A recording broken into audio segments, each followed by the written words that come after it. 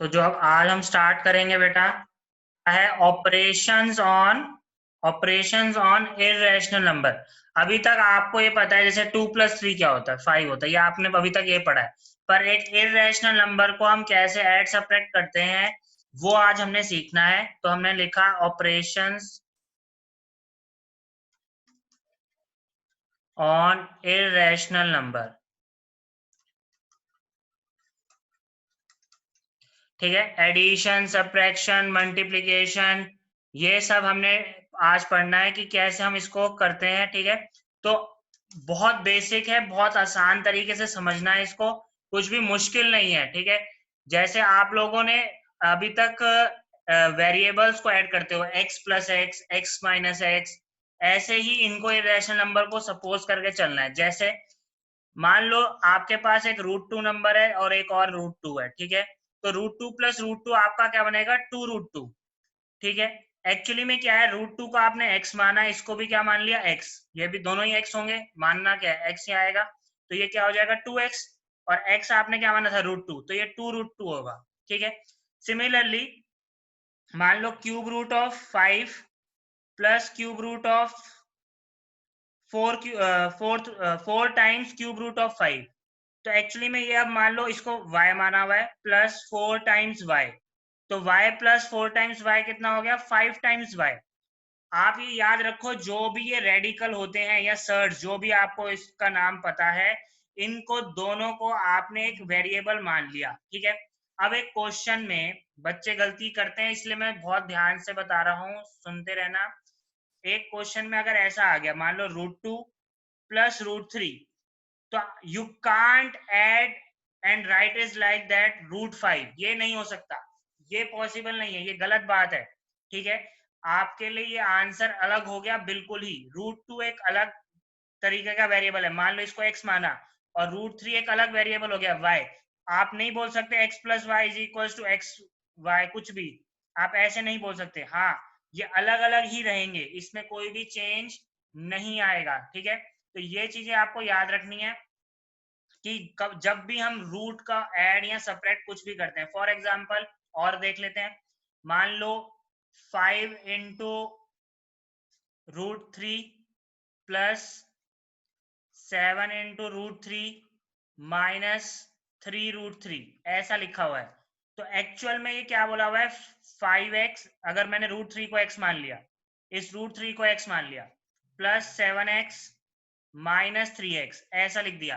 तो 5x plus 7x minus 3x, अब ये आपने बहुत बार सॉल्व किया है, 7th 8th दोनों क्लासेस में इसको सॉल्व किया हुआ है।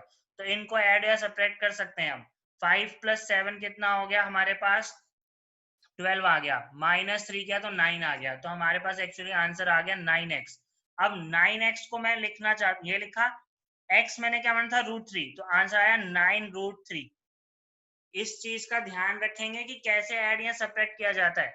अब कई बच्चे गलतियां करते हैं, इसलिए मैं आपको बेटा ध्यान दिला रहा हूँ, फिर बार बार देख लो। अब किसी क्वेश्चन में 2√5 प्लस 3√6 दे रखा है, तो आप इन दोनों को ऐड ही नहीं कर सकते। क्यों, क्योंकि ये अलग चीज है और ये अलग चीज है, तो एडिशन पॉसिबल ही नहीं है। ठीक है, तो इसको ध्यान रखना है कब ऐड या सब्ट्रैक्ट कर सकते हैं।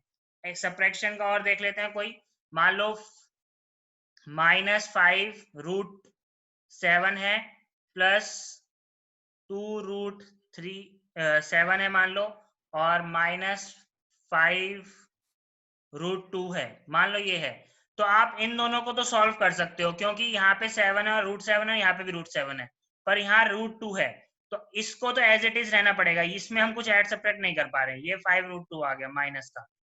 अब -5 प्लस 2, अगर मैं इसको एक वेरिएबल मान के चल लूं, स्टार्टिंग में आप वेरिएबल मान लोगे तो आपको ये आसान हो जाएगा समझना। मैं वेरिएबल इसलिए बोल रहा हूँ, ठीक है, नहीं तो कई बार तो गलती होती है। मान लो इसको x माना, तो -5x plus 2x minus 3x आएगा, तो -3√7 आ गया, ये -5√2।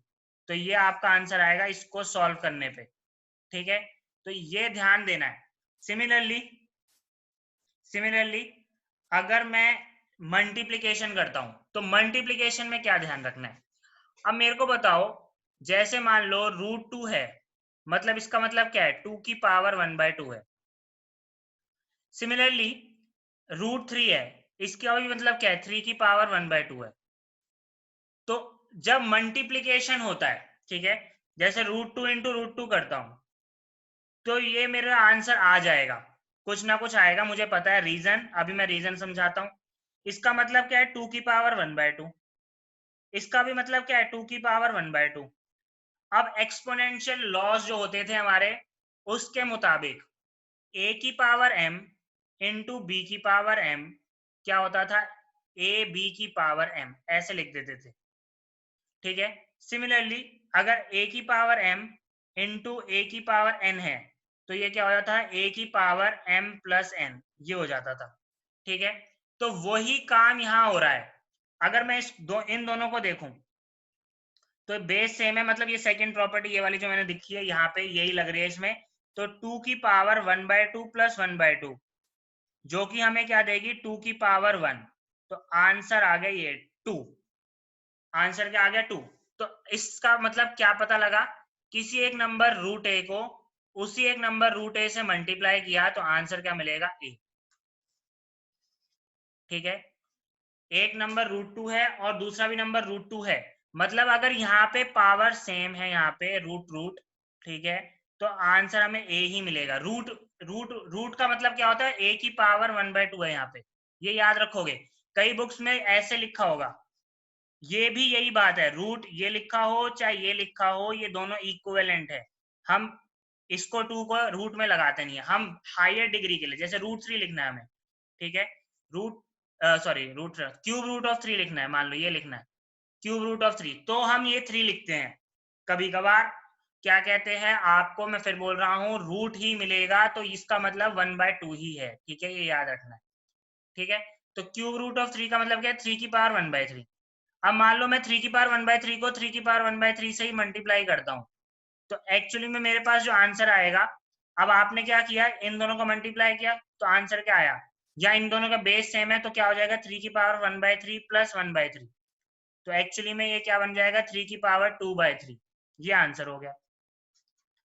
अब एक क्वेश्चन और देखा, मान लो हमारे पास है √2 और √3, ऐसा है, तो एक्चुअली में ये क्या है, 2 की पावर 1/2 है बेटा, इंटू 3 की पावर 1/2 है, 2 की पावर 3 की पावर भी 1/2 है, ठीक है, 2 की पावर 1/2 है और 3 की पावर भी 1/2 है।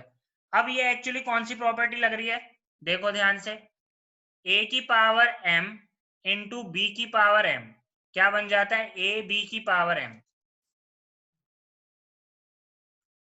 ठीक है, a की पावर m इंटू बी की पावर m क्या बन जाता है, a b की पावर m।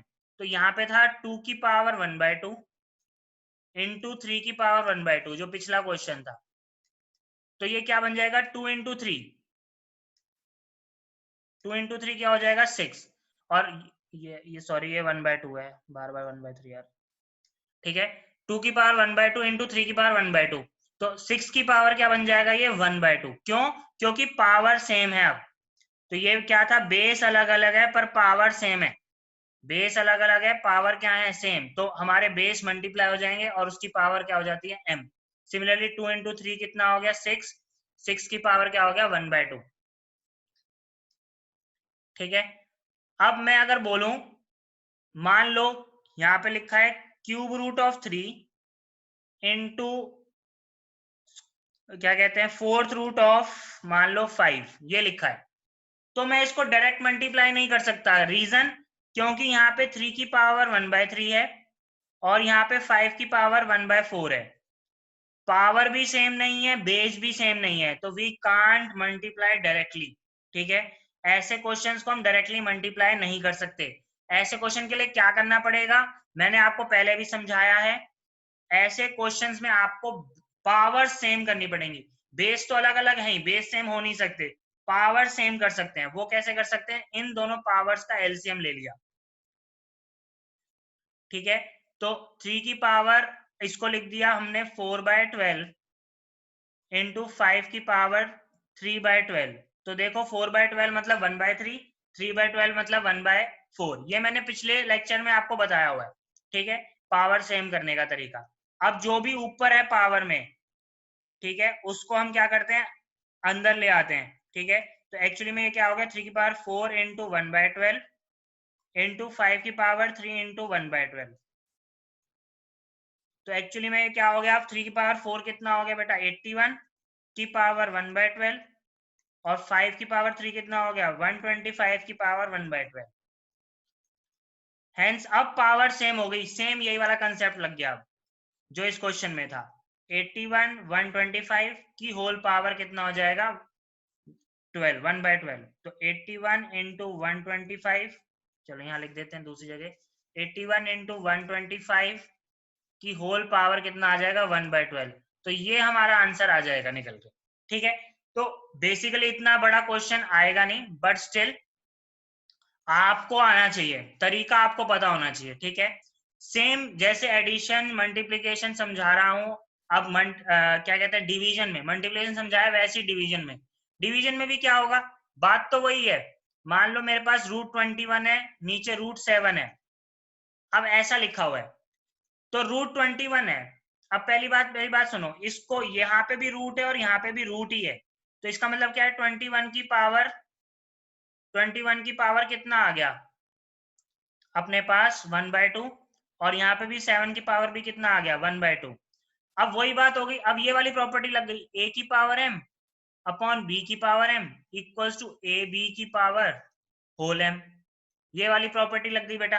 तो इसको मैंने लिख दिया 21/7 की होल पावर 1/2।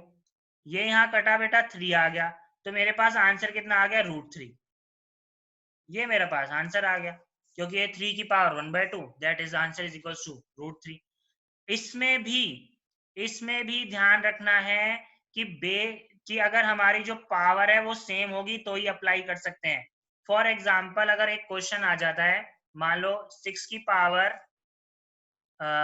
1/4, और यहाँ पे लिख दिया मैंने मान लो 3 की पावर 1/5, मान लो ये लिख दिया। अब मुझे दिख रहा है ये क्वेश्चन में अभी कुछ भी मेरे पास आंसर आ नहीं रहा है। एक तरीका क्या है, एक तरीका ये है, पहला 6 को मैंने लिख दिया 2 इंटू 3,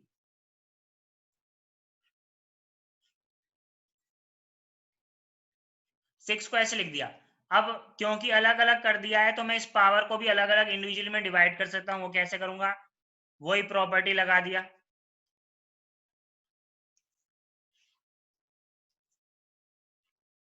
वही प्रॉपर्टी लग गई बेटा।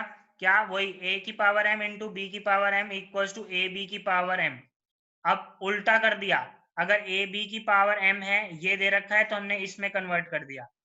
अब मैं क्या कर सकता हूँ, यहाँ पे 3 और 3 ये दोनों सेम हो गए, इनकी पावर अब अलग अलग है, ठीक है, पर बेस सेम है। बेस सेम है तो आपने एक्सपोनेंट लॉ पढ़ा हुआ है, when bases are same powers are subtracted on division, ये डिवाइड हो रहे हैं, तो सिंपल ये 2 की पावर 1/4 इंटू 3 की पावर 1/4 माइनस 1/5 ये बन गया।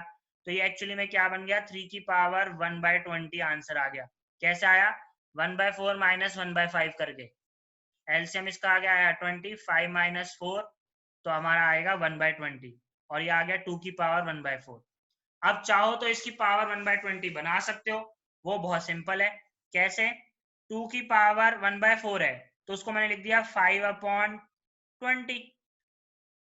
एलसीएम देखो ना, 4 और 20 का एलसीएम कितना आएगा बेटा, 20 आएगा, तो 5/20 लिख दिया 1/4 को, इंटू 3 की पावर 1/20।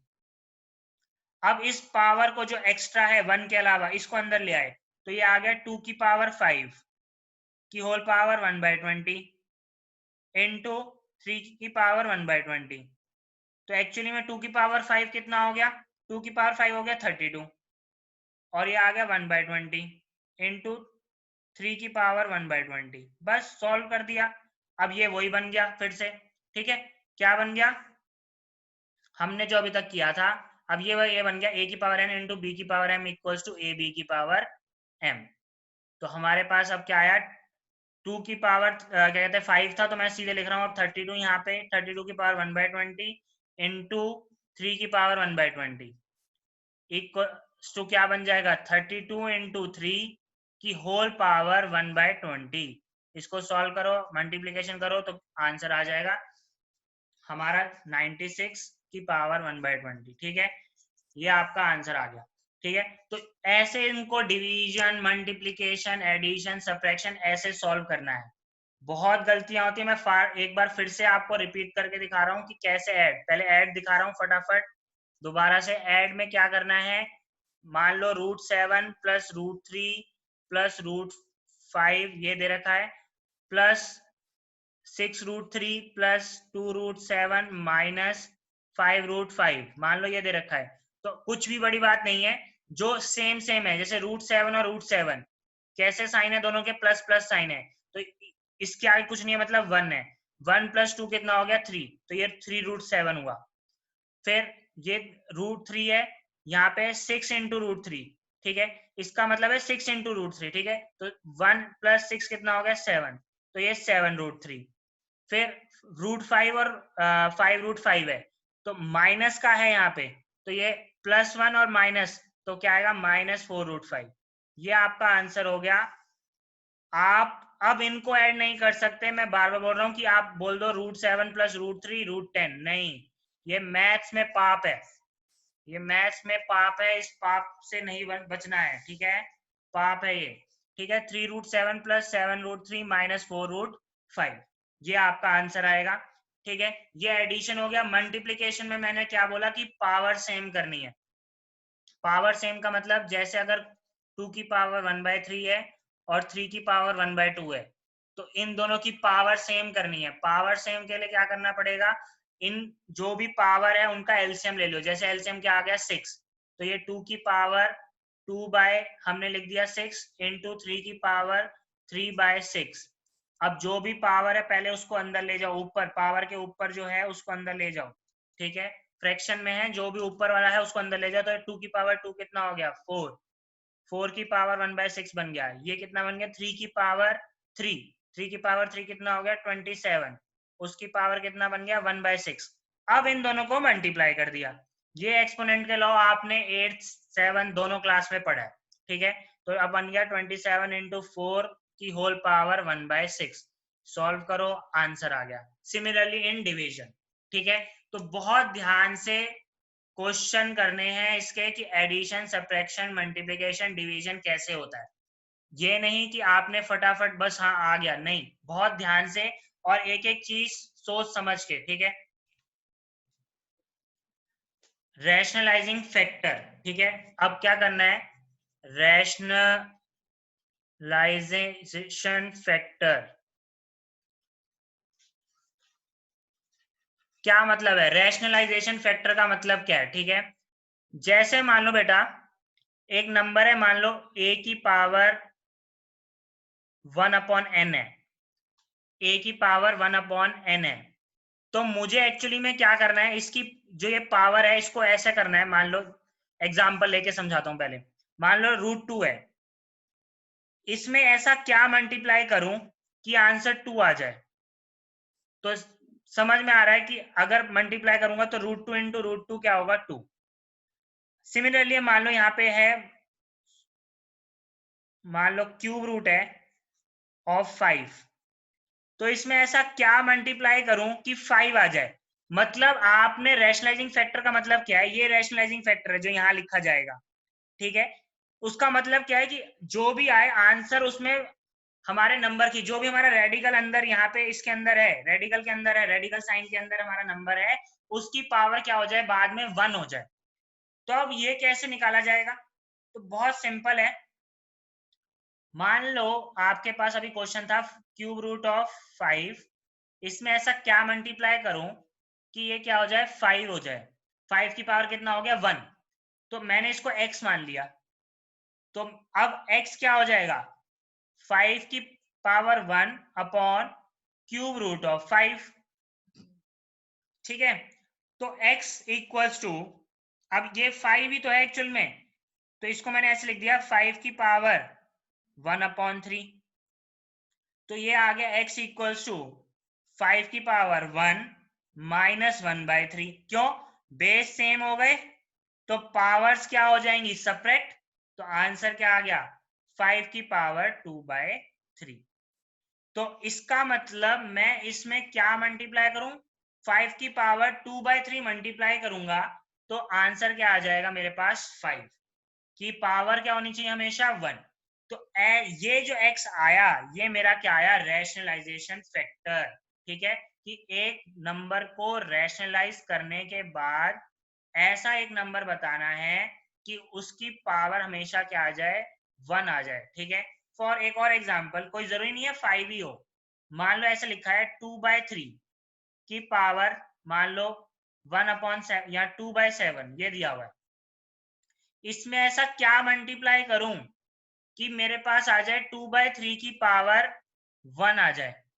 तो अब आपको ये समझ में आ रहा है कि मैं सिंपल क्या करूंगा, यहाँ पे कुछ लेट कर लिया, मान लो इस बार y लेट कर लिया तो y इक्वल टू क्या हो जाएगा 2/3 की पावर 1 होल डिवाइड बाय 2/3 की पावर 2/7। तो एक्चुअली में बेस सेम हो गए तो 2/3 की पावर 1 माइनस 2/7 1 माइनस 2/7 तो ये क्या आ जाएगा 2/3 की पावर 5/7। ठीक है तो ये हमारा रैशनलाइजेशन फैक्टर बन के आ गया कि हमें इससे मल्टीप्लाई करना है। अब इसको आप दूसरे तरीके से भी देख सकते हो कि अगर मान लो एक जर्नल मान लो कि अगर मान लो हमारे पास a की पावर 1/n है, इसको रैशनलाइज करना है ताकि हमें a की पावर क्या मिल जाए 1 मिल जाए। तो ये जो हमारा रैशनलाइजिंग फैक्टर है मान लो इसको मैंने r नाम दिया, r हमेशा क्या आएगा a की पावर 1 माइनस 1/n ये आपका r आएगा। ये रैशनलाइजिंग फैक्टर हो गया हमेशा। हमेशा मतलब हमेशा चाहे मान लो पावर कुछ भी हो। ठीक है जहां पे पावर होनी कुछ भी हो ये कुछ भी हो ठीक है उसमें कोई फर्क नहीं पड़ेगा। फॉर एग्जाम्पल पावर अभी हमने जो क्वेश्चन किया था 2/3 करके करा था तो भी आंसर हमारा 1 माइनस करके ही आना है। अब मान लो एक क्वेश्चन आ गया 3 की पावर, ध्यान से 3 की पावर मान लो 6/5 ये आ गया।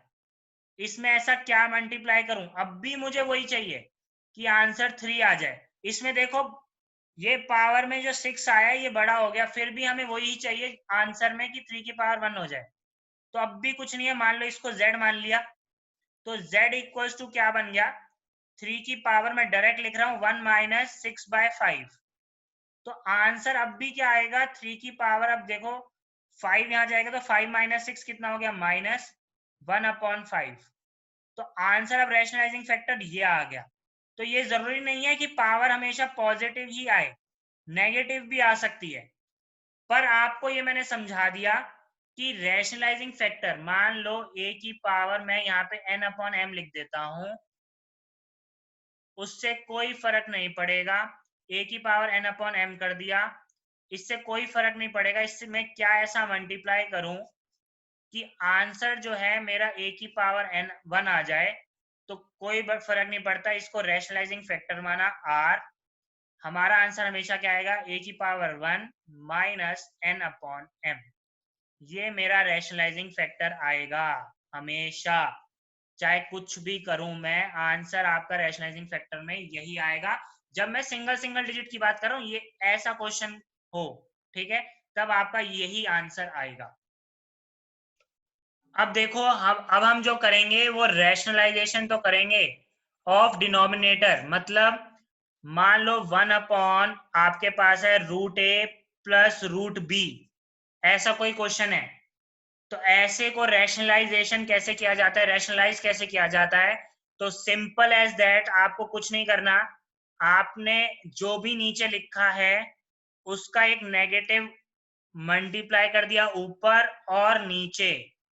मतलब नेगेटिव मतलब आपने बस जो भी बीच में साइन है ना उसको बदलना है। अगर बीच में प्लस है तो माइनस कर देना है, अगर बीच में माइनस है तो प्लस कर देना है। तो ये रैशनलाइजेशन फैक्टर हो गया। एक नीचे अगर हमारा डिनोमिनेटर में ऐसे है तो आंसर आ गया √a माइनस √b, और नीचे देखो ये क्या बन रहा है √a plus √b into √a minus √b। तो ये तो एक्चुअली में देखो अगर आप इसको यहाँ पे ध्यान से देखो, अगर मैं √a को x मान लूं, ध्यान देना, और √b को y, तो एक्चुअल में नीचे डिनोमिनेटर में जो बन रहा है x plus y into x minus y, जो कि हमारा क्या हो गया x square minus y square. अगर x square minus y square हुआ, एक्स स्क्वायर का मतलब क्या हो गया इसका स्क्वायर, तो रूट से स्क्वायर गया। वाई स्क्वायर का मतलब क्या हो गया बी, रूट बी का स्क्वायर, ये गया। तो मेरे पास जो आंसर आया एक्चुअल में डिनोमिनेटर में वो आया a माइनस बी। डिनोमिनेटर में जो आंसर आया वो क्या है बेटा a माइनस बी, और ये क्या बना root a minus root b ऊपर। ये आंसर आपका रैशनलाइज होने के बाद आ गया। अब ये मतलब क्या हुआ एक्चुअल में, देखो ध्यान से, अगर आप बहुत ध्यान से देखो, हमने कुछ भी नहीं किया। हमने क्या किया, जो नीचे डिनोमिनेटर है, जैसे अभी हमने पिछले क्वेश्चंस में किया था, रूट टू को किससे मल्टीप्लाई करा है, रूट टू से मल्टीप्लाई किया तो आंसर टू आ गया। तो हमने क्या करना है, सेम वही कंसेप्ट से मैं ये कह रहा हूं, जो नीचे एक इरेशनल नंबर है वहां पे मुझे रैशनल बनाना है। तो रैशनल बनाने के लिए मैंने उसी नंबर से मल्टीप्लाई और डिवाइड कर दिया, बस क्या किया बीच में साइन चेंज कर दिया। अब मेरी बात ध्यान से सुनो, जैसे मान लो 2 है, एक नंबर है x इक्वल्स टू 2 है, मान लो ये नंबर है, इस नंबर को मैं 4 से मल्टीप्लाई और डिवाइड करता हूं तो कोई फर्क नहीं पड़ता, ये आपस में कट ही रहे। तो इसको अगर मैं 8/4 भी लिखता हूं तो भी आंसर मेरा सही है, कोई दिक्कत नहीं है। सेम बात अगर मैं इस नंबर को रैशनलाइज करता हूं तो रैशनलाइज का तरीका क्या है, रूट ए से root a minus root B कर दिया, जो भी यहाँ साइन है, फिर से यहाँ पे जो साइन है उसका अपोजिट, अगर यहाँ प्लस है तो यहाँ माइनस, अगर यहाँ माइनस होता तो यहाँ प्लस, उससे मल्टीप्लाई और डिवाइड कर दिया। आंसर आया आपका root a minus root b whole divided by. अब ये इन दोनों को आपने जो मल्टीप्लाई किया, ये मैंने आपको समझाया कैसे। आपने अगर रूट ए को x माना और रूट बी को y, ध्यान से, तो आपके पास एक्चुअली में जो बन रहा है x plus y into x minus y, और ये हो गया x square minus y square. ये x plus y into x minus y क्या है, x प्लस वाई ये हो गया, x माइनस वाई ये हो गया, तो x square minus y square हो गया। इस x square minus y square को आपने ऐसे यहाँ पे स्क्वायर करके देखा तो ये रूट से रूट कैंसिल हो गए, रूट और स्क्वायर कैंसिल हो गए, मतलब स्क्वायर और रूट कैंसिल हो गए, तो a और b बचा। तो नीचे आपके पास आ गया a माइनस बी और ऊपर आ गया root a minus root b. फिर से देख लो, ऊपर क्या आ गया root a minus root b. अब कई बच्चे बहुत महानुभाव, बहुत होशियार, लो सर ये तो कट गए, आंसर आ गया 1/2। नहीं, ये तो बहुत ही चमत्कार हो जाएगा अगर ऐसा हो गया। ऐसा नहीं करना, ये बहुत ही ब्लंडर है बेटा मैथ्स में। आंसर सिर्फ यही आएगा root a minus root B upon A minus B. इसके ऊपर क्वेश्चन हम नेक्स्ट उसमें करेंगे, बट अभी के